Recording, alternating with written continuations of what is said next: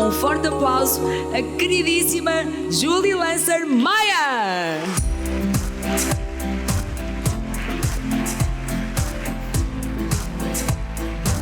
Obrigada. Olá a todos. Gente, estou nervosa. O lado bom já para falar para vocês, que o Tite estava aqui antes, então assim, já sei o que ele fez na vida passada, eu conversei com a Paula, vai dar suporte. Se eu fizer alguma coisa errada, tá tranquilo também, porque depois vem Jesus com o Alex. Então, vocês estão em boas mãos, podem ficar tranquilos. O que eu quero pedir antes da gente começar? Queria que vocês levantassem, chacoalhassem um pouquinho o braço. Só chacoalhar um pouquinho, só para mexer, movimentar. Podem chacoalhar, sem medo. Agora podem sentar. É só para ver se vocês iam me obedecer para eu ficar mais tranquila. Então tá bom, todo mundo obedeceu. Ótimo, isso não tem nenhum significado espiritual, tá? Vamos lá então. Quando o Pedro me convidou para vir aqui fazer uma palestra para vocês, eu pensei, o que eu posso trazer de informação para agregar, até porque eu não conhecia o evento, não sabiam quem eram os oradores, então fui conhecendo nos bastidores. E aí, conversando com o casal, que vocês vão entender algo mais, eles me disseram, conta a tua história. Eu disse, então é isso que eu vou fazer para minha estreia aqui em Portugal, começar contando do início, contando a minha história. Então, como vocês viram, né, eu sou a Julie Lancer Maia, sou médium, sou terapeuta e também sou escritora. E mãe de 4 filhos. Vamos lá. Deixa eu ver se vai funcionar.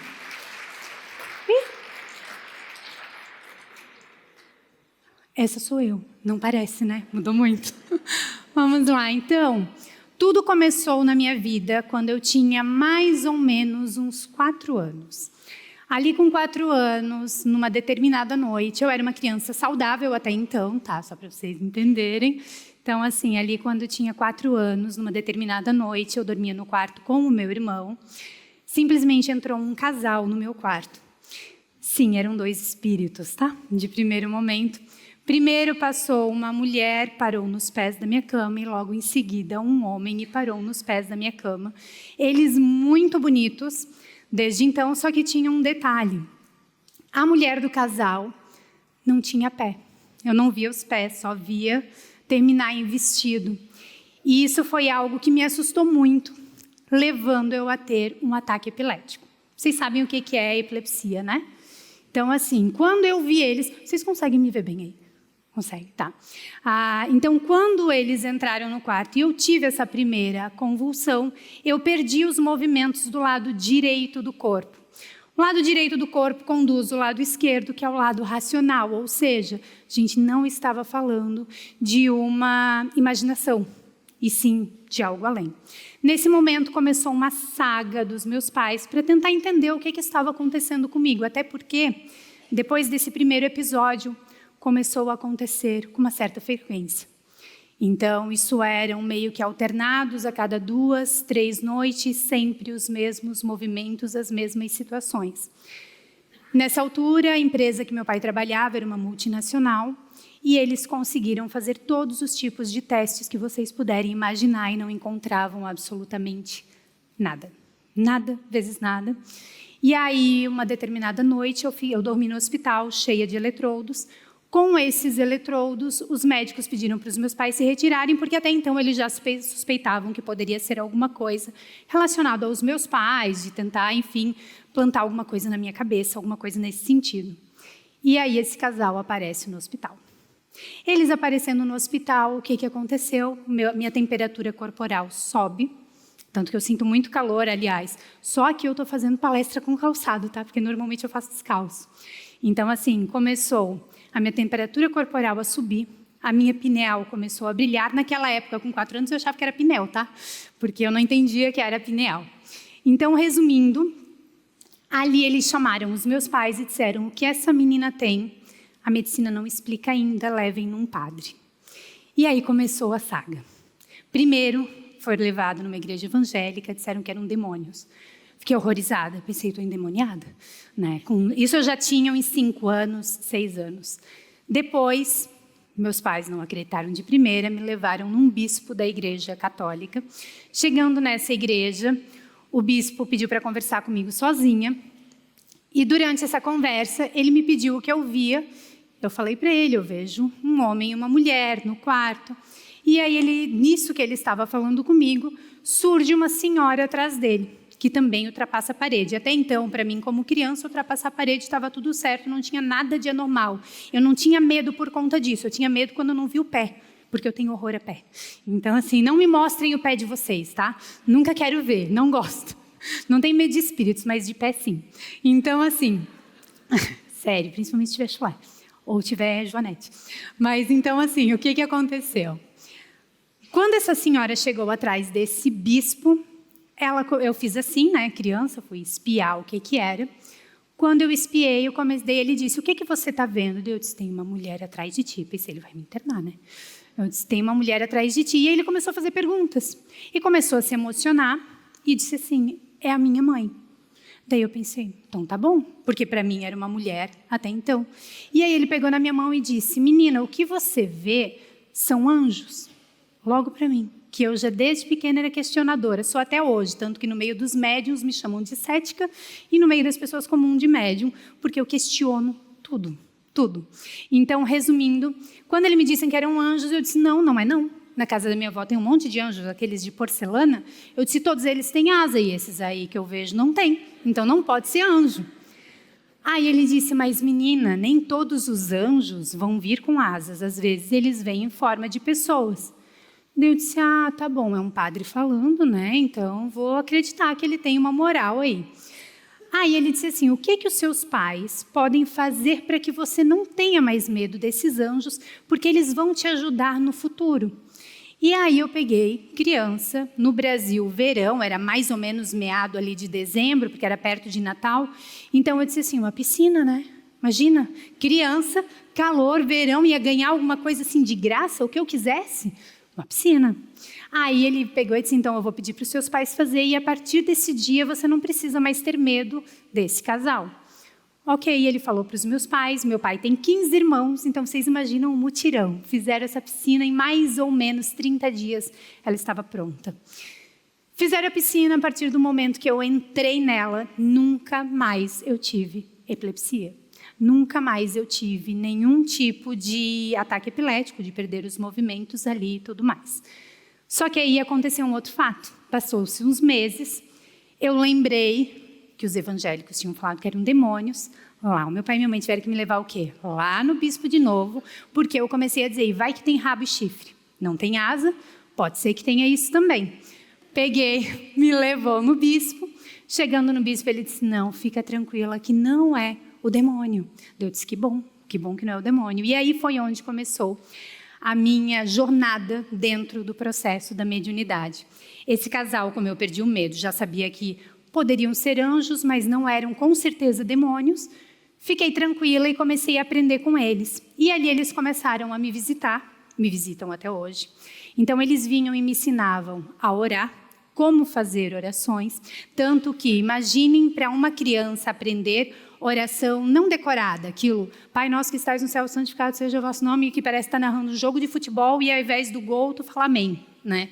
No meu caso, eu tinha que sentir cada palavra e tinha que fazer o processo fechado, com os olhos fechados.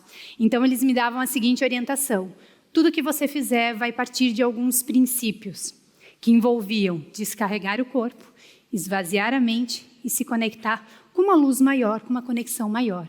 Então, eles me ensinaram, vou mostrar para vocês como é que eles me ensinaram a orar, e vocês imaginem essa menininha aprendendo com eles. Eu ia para a grama, a relva, como vocês chamam aqui, né? Eu ia para a grama, fechava os olhos, e aí eles diziam, para mim repetir, eu vou falar a oração toda, depois eu explico para vocês.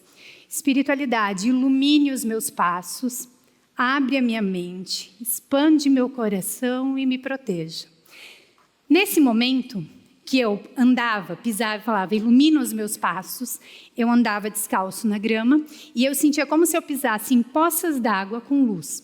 Quando eu pedia para expandir, para abrir a minha mente, era como um farol de um trem que vê lá na frente, então iluminava longe.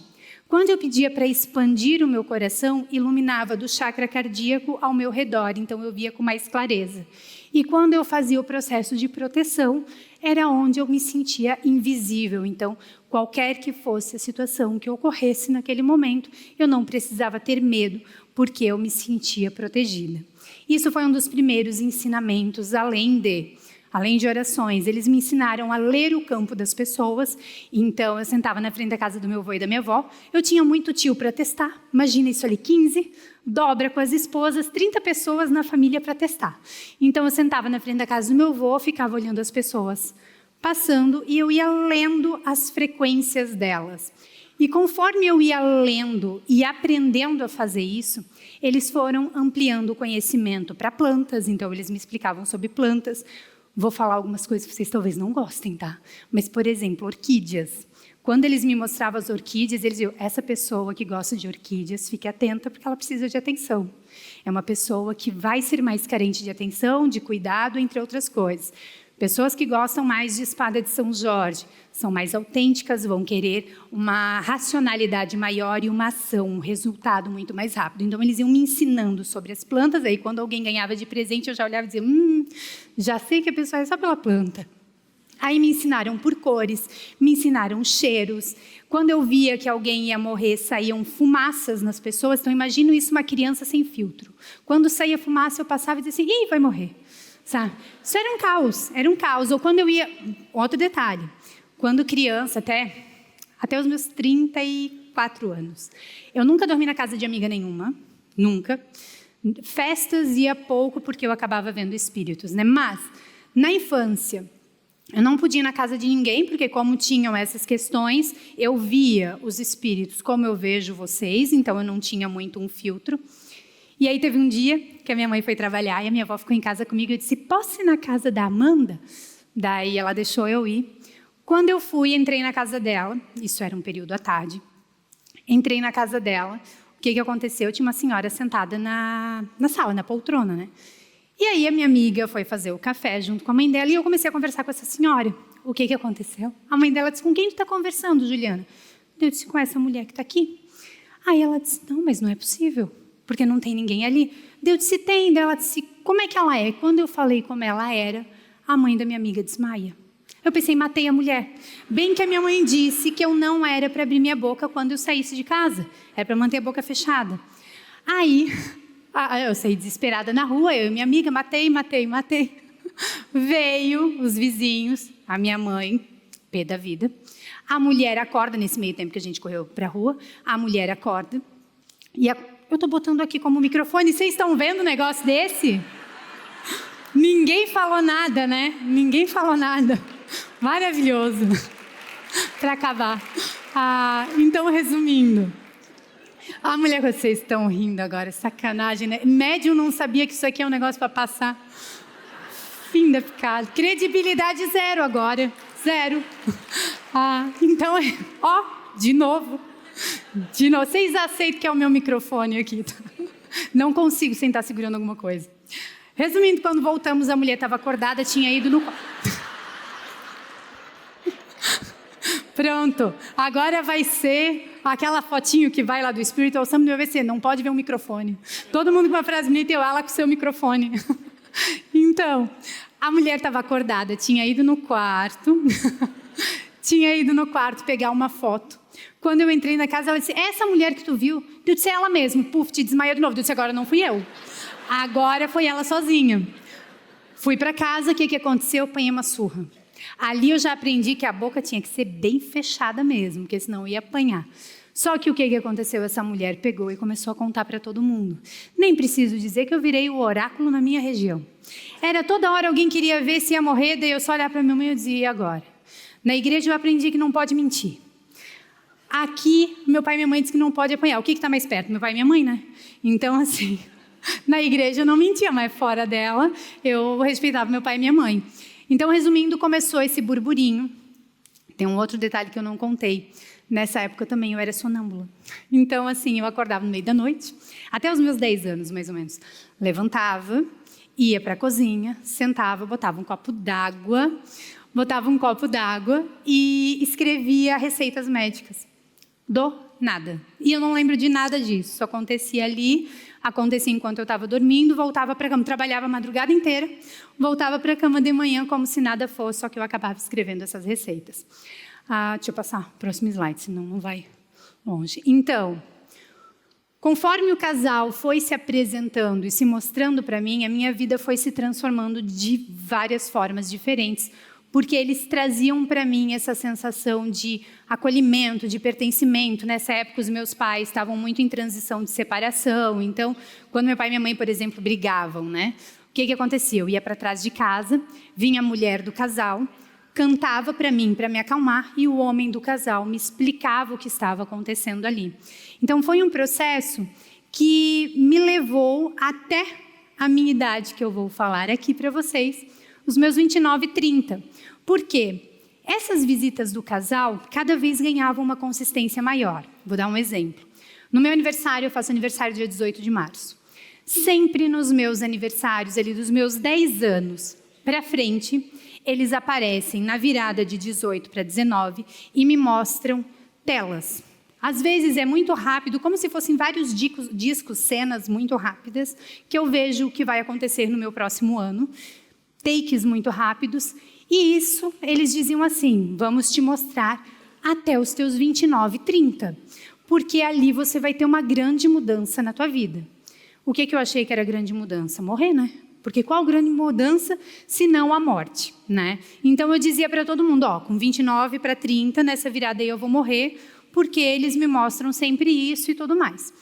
E assim foi indo, fui aprendendo as coisas com eles.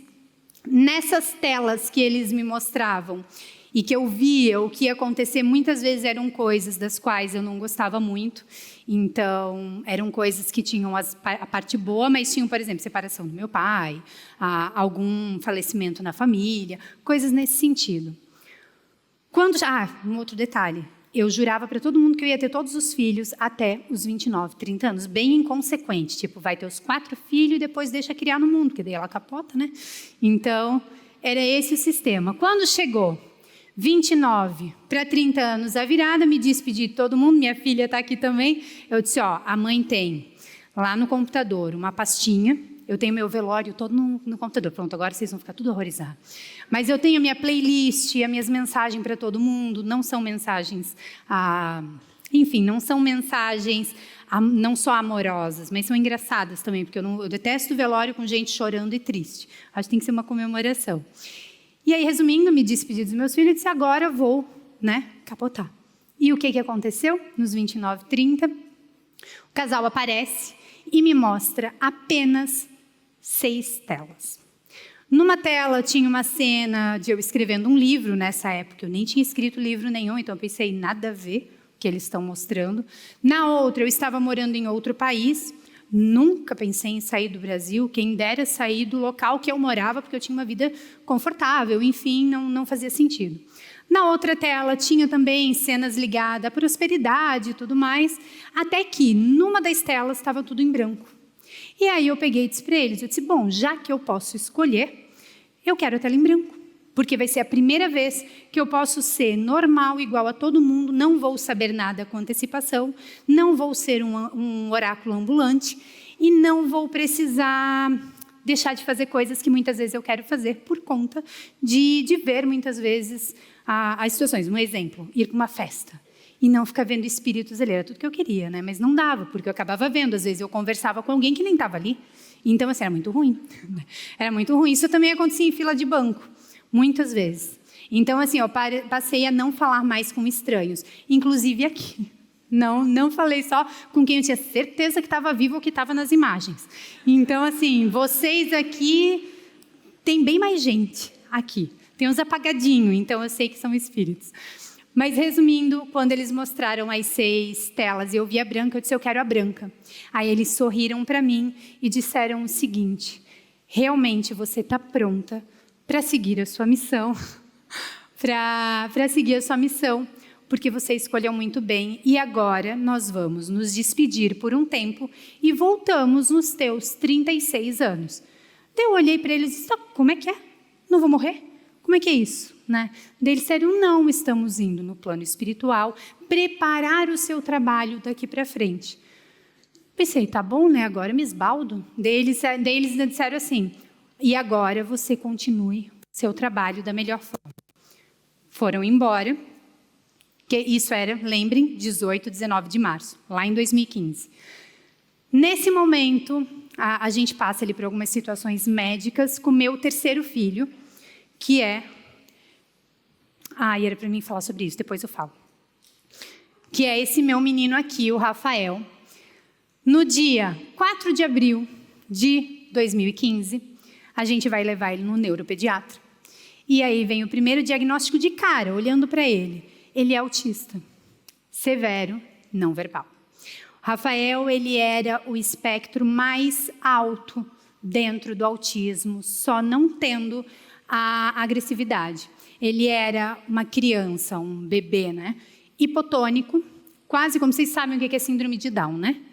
Então, assim, ele parecia hipotônico, com a linguinha e tudo mais, muito similar à síndrome de Down, mas com todas as outras características do autismo, estereotipias, não fazia contato visual, não verbalizava absolutamente nada. Então, era o que era, né?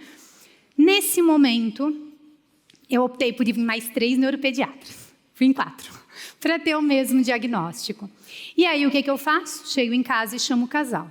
Cadê o casal? Não vem. Aí eu chamo de novo e isso fica mais ou menos uns 45 dias eu chamando por eles e eles não vinham. Até que de certos espíritos pensavam, ela é chata pra caramba, né? Vou mandar alguém, porque ela não vai parar de chamar pelo casal. E aí é onde vem um senhor e para na minha cama, um senhor muito magrinho, com um cajado, para na beirada da minha cama e diz o seguinte, menina, por que te perturbas tanto? Daí eu disse, como assim? Daí ele pegou e falou, você está chamando o casal o tempo todo, você não aprendeu nada com eles? Eu disse, você conhece o casal? Então faz favor de buscar onde eles estiverem, que agora eu preciso deles. Agora que eu preciso, eles vão embora. Belos mentores. Realmente, eu acho que eles tinham um pezinho lá nos obsessor, né? Só que aí o que aconteceu? Eles disseram assim, não, agora você tem que parar de usar. Como eu uso esse cajado, você tem que parar de usar eles como muleta e fazer a sua parte. Você teve todos os ensinamentos, todos os aprendizados, todas as provas. Fazendo um adendo, dos meus 17 anos, hoje eu tenho 40 anos. Dos meus 17 anos até hoje, eu trabalho com médicos, terapeutas e psicólogos, codificando o campo. Então, até depois eu explico para frente outra parte, mas assim, eu já fazia esse processo muito antes do casal dizer que ia se afastar por um período, né? Então, nesse momento, quando esse senhor veio, e ele com uma amorosidade gigantesca, e eu dizia para ele, né? Por que eu estou sentindo essa paz se a minha vontade é te socar com o que tu está me falando, né? Daí ele disse, porque você sabe que é o certo a fazer. Ele foi embora, eu fiquei pé da vida, óbvio, revoltada. Mas eu sentei na minha cama e comecei a fazer esse processo. Aqui que eu ia falar, nesse story aqui. Aqui. Comecei a codificar o campo do meu filho. Como é que é essa codificação? Ali tem frequência dos olhos, frequência do sistema nervoso e camada oculta. Eu aprendi com o casal a ler o campo das pessoas da seguinte forma. Vou usar a Marta como, que nem a Paula usou, vou usar a Marta. Quando eu olho para a Marta, a partir do momento que eu estou vendo ela, eu vejo uma bolha. Imaginem que o campo é os braços abertos até a ponta dos dedos e vai fazer uma bolha. Nessa bolha vão aparecer 33 linhas, que eu chamo muitas vezes de cordas e frequências. Cada linha dessa, ela tem um tema, uma cena, uma estrutura diferente que o casal foi me ensinando. E, a partir do momento que eu vejo a bolha, vejo as frequências, vão aparecer números nessas cordas. Imagine o braço aqui, tá? Ela com o braço aberto. Aparecem números, eu sei que são idades importantes dessa pessoa, e aí eu vou para a camada dos olhos. Eu olho dentro do olho dela e vejo a forma que ela vê a vida. É como se fosse o óculos da vida dela, então eu consigo perceber como é que ela enxerga. Aí logo depois eu vou para o sistema nervoso, que é, sistema nervoso, vocês sabem o que é, né? Coluna toda. Então, a partir do momento que eu pego todo o sistema nervoso da pessoa, eu sei como é que ela absorve as coisas, como é que ela expande, como é que ela adoece, como é que ela consegue se movimentar, ter prosperidade, lei da atração, é através da frequência do sistema nervoso. E aí tem a camada oculta, que eu sempre falo que é a camada do trabalhinho, que é o que fica permeando, as cordas que ficam soltas dentro dessa bolha. Isso daqui, quando eu vou fazer um atendimento e vou analisar, me traz tudo da pessoa. O que ela falar, eu já sei que se ela não estiver respeitando isso aqui, ela vai ter travas na vida dela. Eu cheguei a ler o teu campo e estava certo, não estava? Exatamente. Na hora que eu vi ela, eu disse, é assim mais ou menos que eu vejo. E aí eu fiz isso com meu filho, porque até então, como eu já fazia isso com médicos, eu disse, eu vou tentar reverter esse autismo de alguma forma. E aí eu comecei a codificar o campo do meu filho, e aí é onde começa tudo. Porque aí, codificando o campo do meu filho, em mais ou menos 1 ano, o meu filho começa a falar. Só que aquilo, o médium vem com um desafio caprichado, nunca vem pouca coisa, né? Meu filho começa a falar, só que ele começa a falar primeiro em inglês, depois em esperanto. Detalhe, eu não falo inglês, tá? Só falo português. Entendo um pouco de alemão, entendo um pouco de inglês, mas não falo esses idiomas. Então ele começa a falar o inglês, depois ele fala o esperanto, que é uma língua da Segunda Guerra e tal, que criaram para todo mundo conseguir se comunicar. Depois Libras, que é a linguagem de sinais. E o 4º idioma é o português, que inclusive ele não gosta. Aliás, o português de Portugal ele adora, mas o português nosso do Brasil ele não gosta. Por quê? Porque é mais metafórico. Vocês são mais literais. Então ele super se adaptou e amou o português de Portugal. A partir desse momento, a minha vida muda completamente, porque codificando o campo dele, ele aprendeu 9 idiomas. Ele tem ouvido absoluto. Ele consegue, se vocês mostrarem para ele qualquer música, ele consegue tirar ela, tocar ela, ele entende de partituras. Na escola, ele é um dos melhores alunos, e detalhe, não estou falando isso aqui para me gabar ou para dizer, ai, nossa, ele é um gênio. Não é isso. É só para mostrar para vocês que quando a gente usa a medicina, os conhecimentos dentro da medicina, terapêuticos e tudo mais, e alinha isso ao espiritual, e entende de codificação de campo, entende que um diagnóstico não é uma sentença, não é algo que vai limitar a tua vida, a não ser que você acredite nisso, a não ser que você acredite. Então, o que eu fiz? Comecei a explorar ao máximo o campo dele de desenvolvimento, isso obviamente despertou o interesse de muitas pessoas. Eu acabei tendo uma visibilidade gigantesca no Brasil, um dos motivos, inclusive, da gente vir para cá foi por segurança, porque o meu filho acabou indo para um monte de matérias, de reportagens e tudo mais. Eu movimentei dentro do meu estado questões em escolas. Eu fui presidente de um grupo educacional, justamente levando palestras, falando sobre autismo, mas mais do que isso. Eu li o campo dos autistas, eu pegava o que os professores estavam falando e eu dizia, tu trabalha assim com esse autista, tu faz isso aqui, é dessa forma que funciona. Faço isso também em Portugal, não sei se tem atendido as minhas aqui, mas tinha uma que ia estar aqui que tem um filho autista. Eu peguei e disse, teu filho funciona assim, se o professor fizer isso, ele vai se desenvolver. E realmente começou a acontecer. E assim foi com os psiquiatras que eu trabalho também. Então eu comecei a viajar Rio e São Paulo, fazendo codificação de campo, ou seja, usando a minha mediunidade num serviço e num trabalho de trazer uma evolução real, palpável. Porque quando a gente fala de mediunidade, de espiritualidade, parece que é algo que a gente não pode tocar. Então a gente está sempre com aquela dúvida, será que é verdade? Será que não é? Será que eu tenho como desenvolver isso mais? Eu tive que desenvolver na prática. Porque eu aprendi na prática e eu tive que usar isso na minha prática em tudo. E aí aconteceu um fato interessante, porque uma terapeuta, uma das primeiras que eu procurei quando meu filho foi diagnosticado ali com autismo, ela me disse assim, Juliana, te conforma, porque autismo severo nunca se desenvolve do jeito que tu acha que vai desenvolver. Então aceite isso, porque o teu filho é uma ameba. Vocês sabem o que é uma ameba? Uma ameba é um ser sem cérebro, entendeu? Só uma água ali. Então, resumindo, quando ela falou isso, a gente movido de raiva faz muita coisa. Eu não joguei raiva nela não, tá? Mas eu usei essa energia para dizer, agora, mais do que nunca, eu vou usar tudo que o casal me ensinou e vou fazer o melhor para o meu filho. Não só isso, como eu disse um dia, naquele dia eu dei uma sentença. O meu filho vai falar para o mundo inteiro. Mal eu sabia que ia ser 9 idiomas no dia que eu profetizei isso. E aí eu disse que o dia que ele conseguisse fazer algo por ele mesmo, eu não me importaria em mostrar isso para o mundo inteiro. E aí foi onde aconteceu o fato desse vídeo, que eu, quando der um play, vocês vão ver, que é o meu filho com um cantor do Brasil. Ele foi gravar um DVD e ele subiu no palco. para cantar com esse cantor, uma das músicas que é parte da nossa história e que mostra que quando a gente usa o nosso conhecimento, quando a gente usa o amor em movimento, quando a gente usa uma espiritualidade de verdade, que traz resultado, que transforma a nossa vida primeiro, ela faz isso. Eu vou botar um trechinho da música para vocês, tá? A vida é um rio, estamos no mesmo barco, remaremos juntos. Pra onde vai esse rio? Ainda não sabemos, mas remaremos juntos. Ainda temos céus pra alcançar, sonhos pra sonhar, flores pra regar. Nós precisamos fazer isso juntos, e vamos fazer isso juntos. Não seremos os mesmos jamais.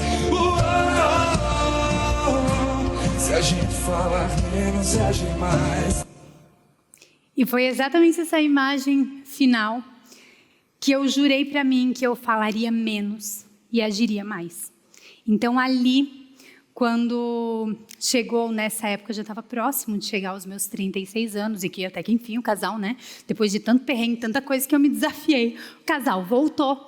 Então, nesse momento que o casal volta, é também um momento que vem um convite de uma editora para escrever um livro sobre a nossa história, sobre tudo o que estava acontecendo. E aí o casal me diz, ele disse, agora você vai levar o que você estava fazendo para os teus pro teu filho, para os meus 4 filhos eu faço isso, mas para o Rafael era um caso mais intenso, né? Você vai levar isso para o mundo e você vai se expor. Porque até então, eu tinha uma exposição de uma parte da minha história. Porque eu tinha muito receio, e até por orientação dos meus pais, não fale publicamente, porque todo mundo acha que médium é charlatão, ou porque vão te questionar, ou porque vão, enfim, de alguma forma, te expor negativamente. E como eu trabalhava com médicos em sigilo, quando eu falei para os médicos, eu disse, olha, eu vou começar a fazer atendimentos públicos e eu gostaria do apoio de vocês. Imaginem o que eu ouvi. Se vira, nós não podemos te apoiar, porque, óbvio, né, é uma questão óbvia de CRM e tudo mais, não tem como. E quando eu ouvi isso, imaginem 35 médicos, tu ouvi isso, eu perdi o chão. Eu disse, palmas, casal, vocês voltam. Eu viro as costas de 35, eu digo, isso aqui está em desvantagem, né? Perdi 35 para 2, não está balanceado. E aí, eu disse assim, bom, eu levei a maior rasteira da minha vida e eu disse, agora eu vou para a exposição mesmo, então. E aí eu abri a minha agenda de atendimentos e ela simplesmente lotou. Na primeira semana, aqui eu estava mostrando os campos, só para vocês entenderem um pouquinho, né? Então, o que eu fiz? O casal volta e diz assim, você fez a codificação até hoje. Então, os médicos me questionavam muitas coisas, eu ia respondendo como se fosse um oráculo. Eu não tinha transformado isso num método, em algo realmente palpável, em uma técnica mesmo. E aí, quando o casal volta, eu transformo isso num método e numa codificação. E passo a usar isso nos meus atendimentos. Com o retorno deles, eu comecei a fazer vários tipos de trabalho, mas um dos que eu tenho um carinho gigantesco é a canalização, e que é um processo onde eu faço esse alinhamento, sabe essas 33 frequências que eu falei? Quando eu vou fazer um processo de alinhamento, eu ajusto o volume dessas frequências, e essas frequências, quanto mais harmônicas elas estiverem dentro do momento atual da pessoa, porque equilíbrio total não se tem, a gente tem sempre os desafios e os aprendizados ali.